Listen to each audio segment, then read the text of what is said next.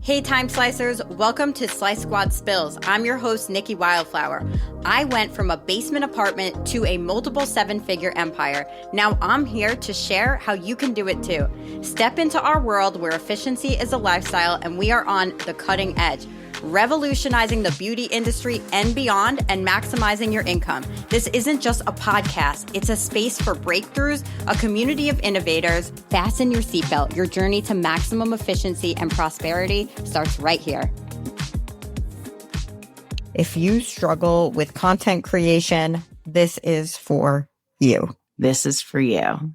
Welcome to Slice Squad Spills. I'm Nikki Wildflower. I'm your host, and this is my sister / co-host, Jackie. Hi. Hi. Hi, friends. We haven't really talked about what's working in content world right now, but I'm about to spill the tea. About to go off because you want to know what? It's ever evolving. Content game is ever evolving. It's like if you took education on it last year, it's different. Guess what? It's super different. So I'm going to tell you what's working right now in 2026, and we are going to, and like what's been working for our clients really well and what's no longer working. Those are the important things. So before we even dive into it though, like it came to my attention today. Someone on my team was like, I mean, is it obvious when you go to your Instagram, like what we actually even do? And we're all like, actually, no, not really. I don't know how I strayed so far away from that like people don't even realize that we have like a multi-million-dollar consulting firm that has helped thousands of stylists and salon owners and service providers hit like increase their revenue per hour by on average 102% in 90 days.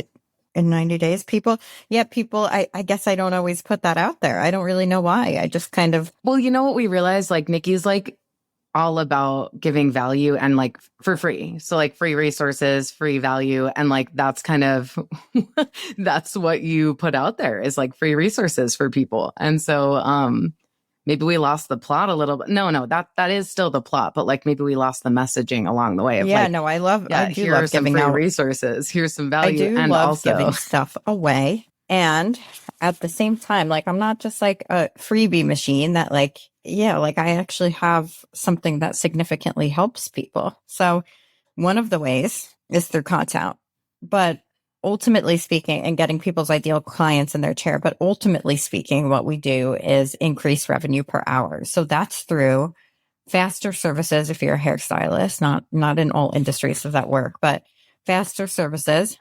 So like decreasing your color appointments, your extension appointments, your blowouts, all the things, making sure that your prices and your menu are simplified, make sense, and actually earn you the revenue that you should be earning. We do price increases based on your demand, where you live and your timing.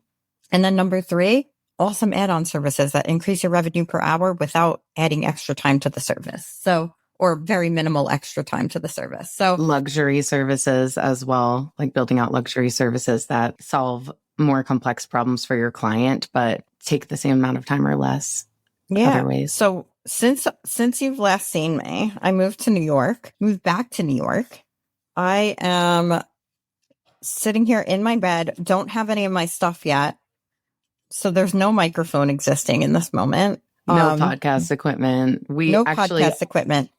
Typically, we follow a framework as well for these podcast episodes, but we decided to go full rogue today, and we both have really severe ADHD, so we might ping pong. We're already ping ponging. You only touched on one remember thing. We were supposed to talk about content? I don't even know if that's going to happen. We were supposed to talk about content. We touched on one thing, though, that we help stylists and people in the beauty and wellness industry do. It's like work less while they earn more, streamline their menu, increase revenue per hour, so that they can work less and earn more. Yeah. So like, I want to see. Help. We also help what? You're like, so 1, 2, 3, and then you never went into 3. Then you're like, I moved to New York. Oh yeah. So I'm just going to move into, my dogs are barking. It's just, there's a lot happening right now. There's always so much happening. I'm getting work done on the bottom of my house. So we're living in like 1,200 square feet, if that. And there's literally 6 beings more, 7 beings in 1,200 square feet. It's a lot. So, but honestly, I'm thriving. I'm not even kidding. She's a New York girl. Yeah, no, she was made for New York. See, like me, I love it there. Grew up there. I miss my family. I miss the food. I miss my friends from New York. But like I'm a mountain girl. I love the like pace of life over here. You do? Yeah, I really do. It just like feels better for me. Also the weather so much. Yeah, the The weather weather sucks, but in that's Colorado okay. is like A+ here. No, New York for me every time. I always just end up back here. But anyway, yeah, and it's been great. The food here is just outstanding. I've got a lot of friends and family out here, and last night I got to go out with. I rejoined EO because there Oh, was no did you? EO on the western slope of Colorado. So I am here with EO again in New York. EO is Entrepreneurs Organization. So it's a bunch of lunatics like me that their business generates at least $1 million a year. So we had an incredible dinner with everyone last night. It was like a 5-course meal. I got a babysitter. So fun.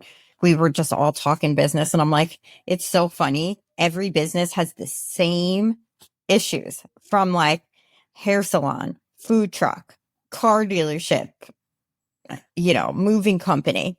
They Mm-hmm. all like we were going through it. I'm like, it's literally the same in a different font.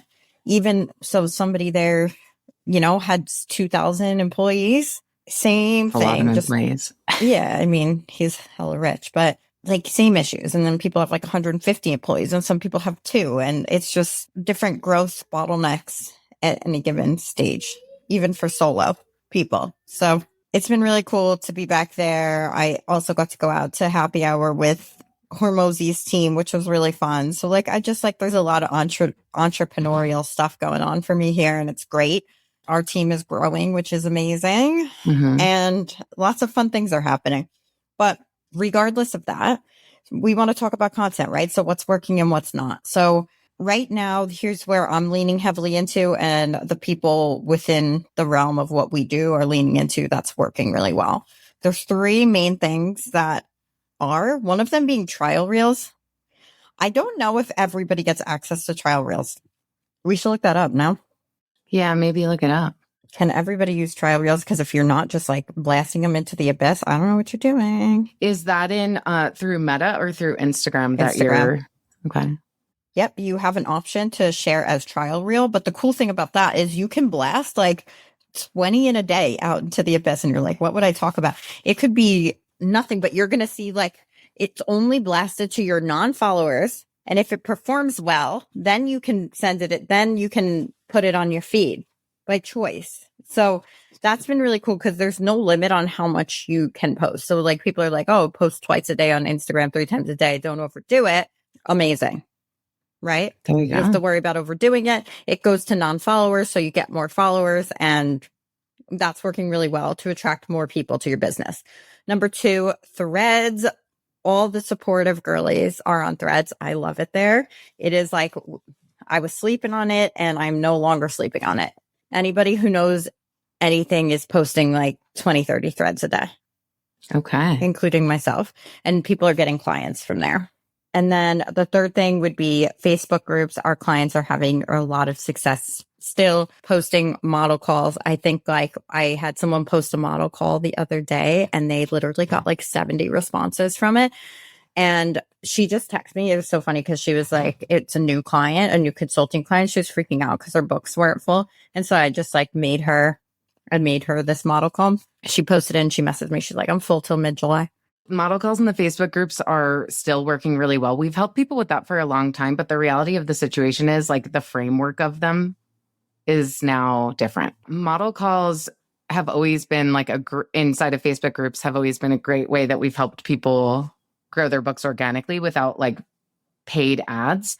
And right now we've kind of like reworked the framework with our clients for model calls, and it's been performing so incredibly well. Yep, it has. It has been performing really well. So I love that. That has been working. That's been working great. So between Facebook groups, the Reds, and trial reels, oh, and carousels are performing great as well. Educational carousels. Not just Dude, educational, social proof, all the things. The most important thing right now is going to be the first 3 seconds of the video. There's 3 different kinds of hooks that you have. You have a visual hook, which is like zooming in on something cool, making a big movement with your hands. And then you have moving around. A text hook could say something along the lines of, this is going to shock you. If you feel like your hair's thinning, here's why. Something that's going to catch someone's attention within the first 3 seconds. And then the third thing is going to be like a hook that you say out loud. It could actually be the same as what the text hook is, but you want people to just stop their scroll, because if you do not get people to stop their scroll, no one's even going to watch your stuff, and they're not going to know who you are. Second thing, you need to be able to, so you have, I have an entire hooks playbook. I keep calling it a playlist by accident, and then like people think it's going to be like a music playlist. It's a playbook, hooks playbook, but they're like, what's the hook going to be? I don't know.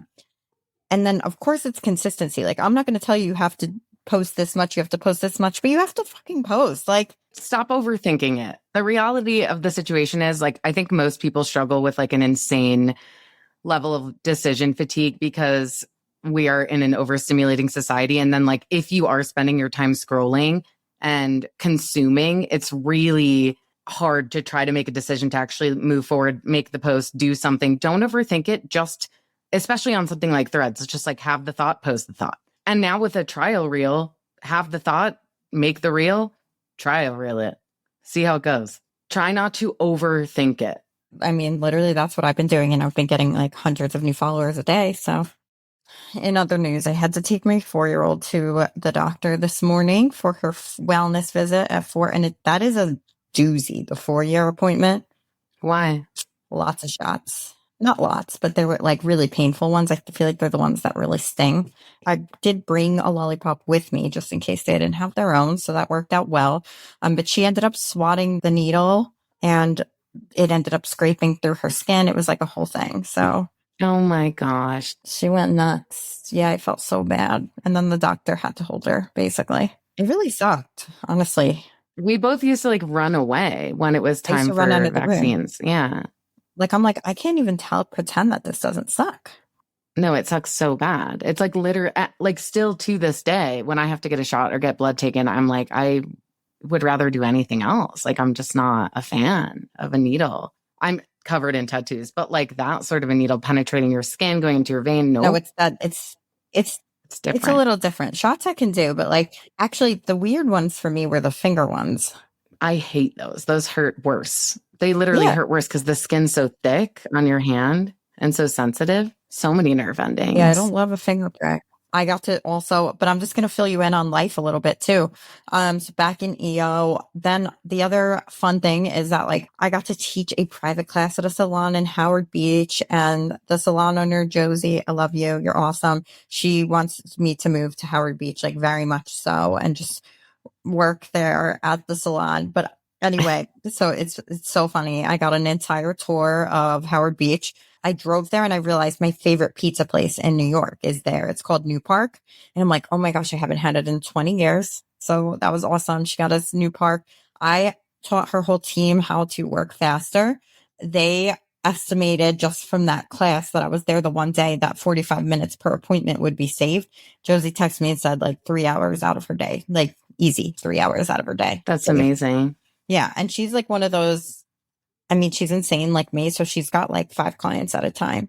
I don't do that. I'm not insane. I'm like, you don't do that. She has like but she has like multiple assistants, but I trained them to do the faster too. So now like they taught them how I do like the root smudge with the toner and stuff like that. So now they're just like pumping it out. Like they are time slicing queens out there. There you go. You know what? It really like in order to grow sustainably, I feel like the team has to do it too. Yeah.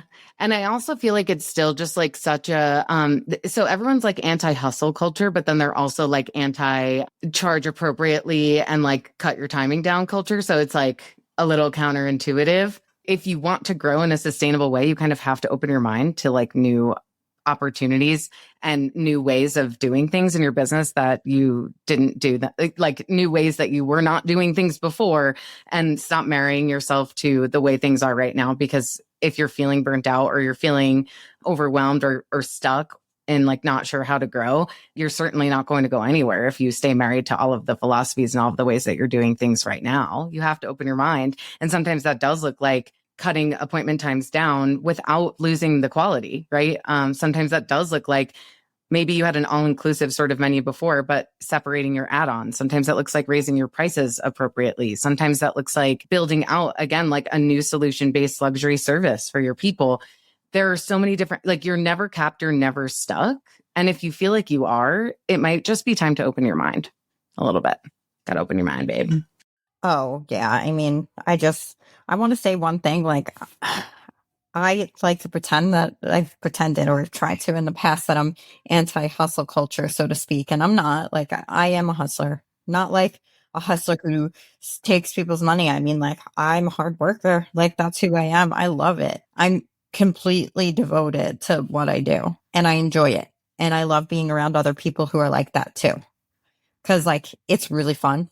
So like last night at dinner, we were just all sitting at this table, like me with other entrepreneurs, and we're literally crying, laughing. It was just the best time. But like, not to be like old school, but like, why are we afraid of working hard? Like, you can have fun and work hard. It's like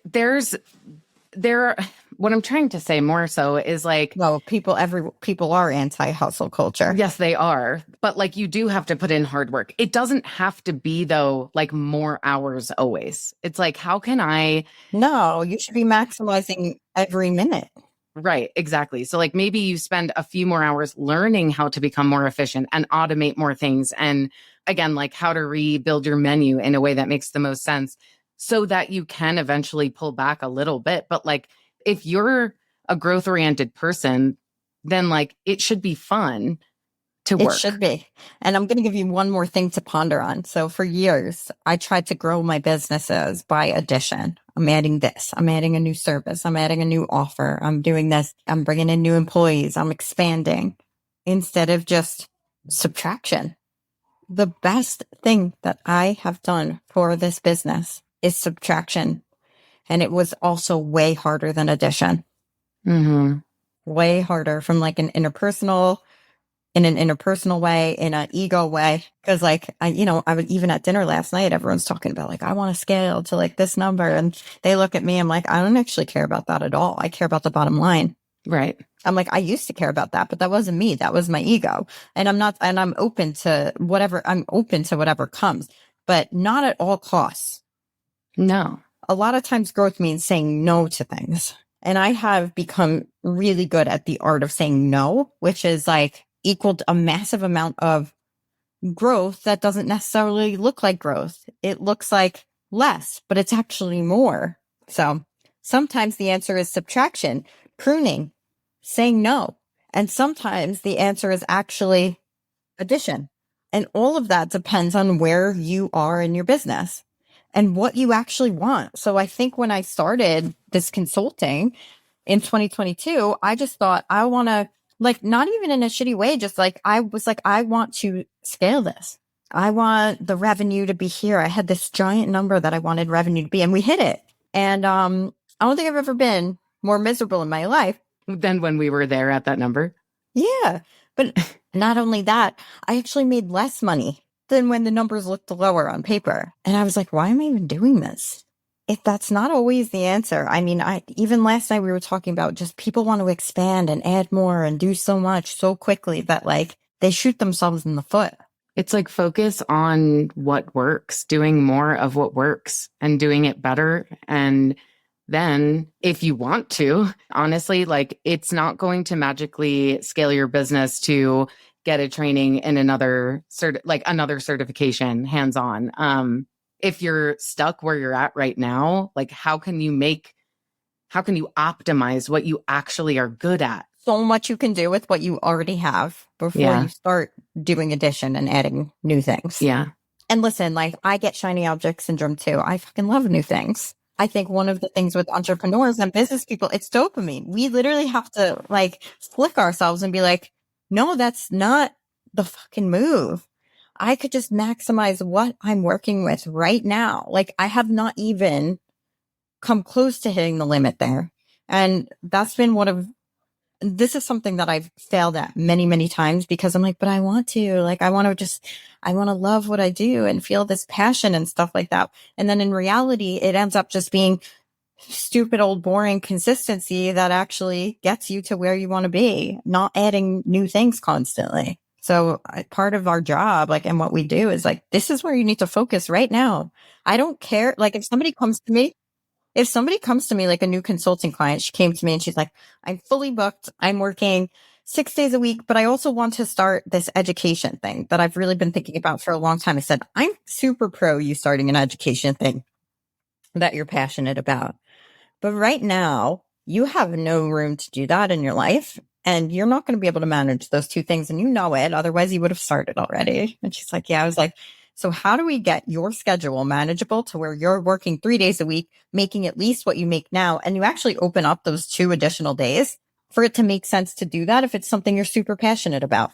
Right. That's how I did it. I couldn't have done it the way my schedule was. Like I had to knock down my schedule in order to pursue this. Yes. So you need to optimize first, become more efficient in what you're doing. Make sure it's a well-oiled machine. And then if you're still wanting to scale and grow from there, because for some people, they get to that point where they're working more efficiently, they're making their dream salary, and they're like, actually, I want to keep this well-oiled machine and have more freedom in my life and not start a new project. Because like, what's the actual intention behind the new project? Is it ego-driven? Is it something you actually want? Is it actually going to help you live and lead the life that you want to live and lead? Or is your ego telling you that you have to step into this like new realm of possibilities in business, right? Like, what do you actually want? What do you actually need? And sometimes again, like making your business a well-oiled machine that brings you your dream income feels like that's it. And that's great, right? But we don't scale until we get to a point where it's a well-oiled machine. And then you can make decisions from data and actually like make aligned growth decisions. And maybe that means more passive revenue avenues instead of more hands-on. Like it's not like the only avenue of growth for someone in the beauty or wellness industry is to be solo, then have a team. Like for a lot of people, that's not an aligned way to scale. Like managing people is a lot of work. I don't think that you mean passive, like actual passive, because that's very uncommon. The only thing that I know that people do that is more passive is like have investment accounts.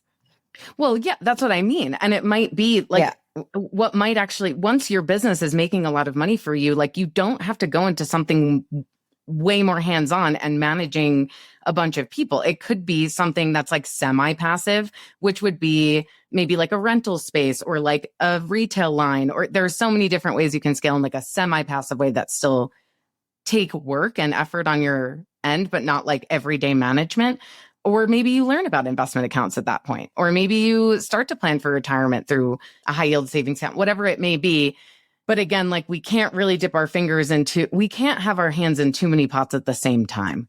Optimize what you have, then understand what's aligned for you in your growth and where you're actually trying to go. If you want more time or like more freedom, then opening a large salon or spa is probably not the next step of your growth. So trying to do that when even your own schedule is not optimized is like ridiculous. So like we help people reel it in, because I know you have 1,000 ideas. I know when you're growth oriented and you're a creative, you have 1,000 ideas. We need to focus on making one great and then figuring out the next steps from there. That's so important. 100%. So if that resonates with you, if you find yourself in shiny objectville, you're not alone. It's a thing that we do. It's a thing that we help with. Like, where do you actually need to focus? Because we were able to get that person's that I was just talking about. We were able to get their hours down by like 10 hours a week. And actually, they're making more. So they're at like, I think like 19K for the month, just behind the chair. They were at 15. So it's not like dramatic, but this is only like a month and a half in. So actually, that's pretty effing dramatic for a month and a half in. Yeah, it's actually incredible. You know what? I'm going to dust off my shoulder because I really am that bitch. Don't be humble. No, I'm not going to be humble. I really I've been doing this for so long. I know what the fuck works. We do in general. If you want to book a call with the team and think we can help you, you should. We're just going to drop that's a shameless plug. I don't care. No. Shamelessly plug. I just think it's so I'm just reflecting on the episode and all of the chaos. And I'm like, I don't know if there's been one clear thought. No, but there's Really? been actually like 10 useful things. Really like great nuggets. Yeah. So if you're in it for the nugs, the restaurant that I went to was called, just not yesterday, but a couple of weeks ago in the city was called Fly Fish Club, and they have nugs and caviar. Nugs, like chicken nuggets? With caviar. I didn't have it because it was honestly like I was being a little cheapy. It's $160 for the nug with the caviar. Yeah, that's a little cray. That feels crazy. And I thought I was paying, but I wasn't. But like I thought I was. You should have ordered the caviar. I should have ordered the caviar and let it be on Natalia's tab.